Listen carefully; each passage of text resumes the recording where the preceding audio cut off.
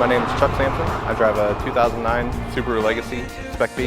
The Spec B has the 6-speed transmission. It's got aluminum control arms, and from the factory it comes with the Bilstein shocks. Basically, the car's got a fully built block, forged internals, big valve heads, bigger turbo, top mount intercooler, air suspension, and then upgraded clutch.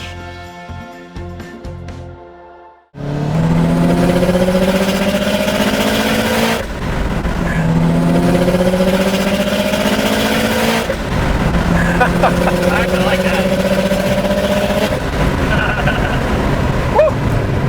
That is really fun.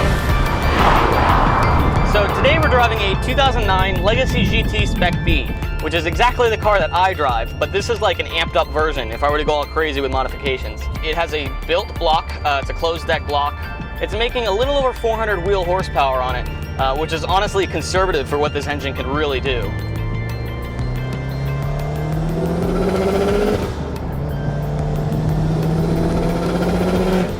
Tons of lag. Wow, tons of lag. So I hit it flat out at like 4,000 RPM, and I didn't feel anything until about 5.5 or 6. All right, so those poles were just in sport mode, so it's got SI drive just like the new STI does, so it's got 3 different modes of boost. So now we're in sport sharp, and we'll see if this is any different.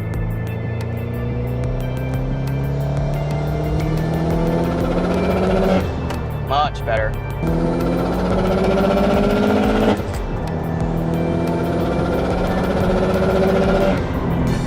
You really got to get the RPMs up to get more boost, which is okay if that's what you're looking for, because then you make a conscious decision whether you want to be in boost or not in boost. Well, it's like kind of a complaint with my car sometimes. I'm just putting around town as it gets into boost when I don't want it to, which can make it a little hard to drive smoothly. So I don't think you're really going to have that problem with this car.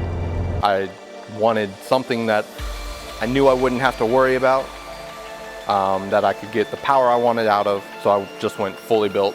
It's a fully built element tuning, closed deck, forged pistons, forged crank, big valve heads, +1 valves, BC 280 cams.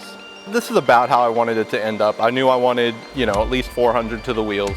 Wanted it nice, lowered, but I also wanted it to be basically what I consider OEM plus. It still looks relatively stock.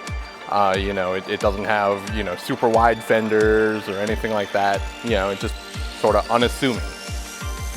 I absolutely love being on air. I dailied the car for years on coilovers. Once you get older, it gets tiring after a while, hitting bumps, and it just jars being on air. I wouldn't equate it to stock ride quality, but it's only like slightly harsher. It'd be like riding on springs.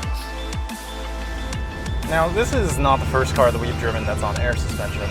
We drove an NSX that was on K-Sport air suspension, and for a cheaper system, it felt that way. It was fairly underwhelming performance-wise, and it kind of felt like way too much of a compromise over just conservative coilover setup or even stock suspension.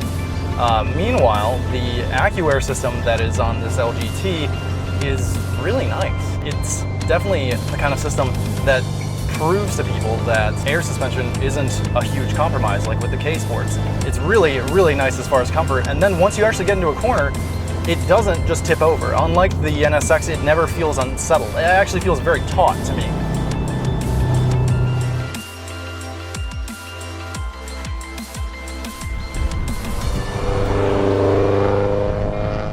I've been into cars since I was little. In all honesty, it started with, little Hot Wheels toys. 9 or 10, I started actually, working on my dad's 240Z with him. And then from there, he handed it down to me, so I started doing the work myself. And it just, I love working with my hands, so, working on cars is just, it's a nice passion. So Chuck talked a lot about how he wanted to modify his car to be OEM plus. And I think in a lot of ways he's done that, especially if what you're looking for is to be more sporty, more aggressive, more flamboyant. I think Chuck has really nailed it. But if what you're looking for in the Legacy is something that's more luxurious and more mature, I think Chuck's kind of shied away from that. He's made it more towards what an STI is, and less of what a Legacy GT is. So if what you're looking for is more aggressive, then I think Chuck really nailed it. It is OEM plus. Car's actually for sale. Really, I just want something more reliable as a daily driver. Subarus have their inherent issues. For my next car, I want something more reliable that I can get power out of, but I can still daily. Something that I don't have to sit there and worry about possibly having ringland issues, oil starvation issues, have to worry about checking the oil level every single time I want to drive it. With all the modifications that Chuck's done, I think that the car has definitely moved away from being a luxury STI. And in fact, it's moved away from being an STI or a Legacy at all.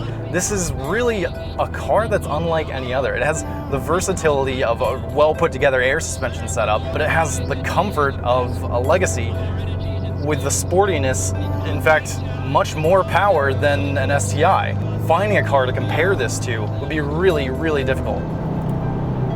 So overall, as far as a build, I think that Chuck has done all the right things. He's paid attention to detail, and I think that he's also added his own special flair and touch. And I just think it's a really well-rounded car.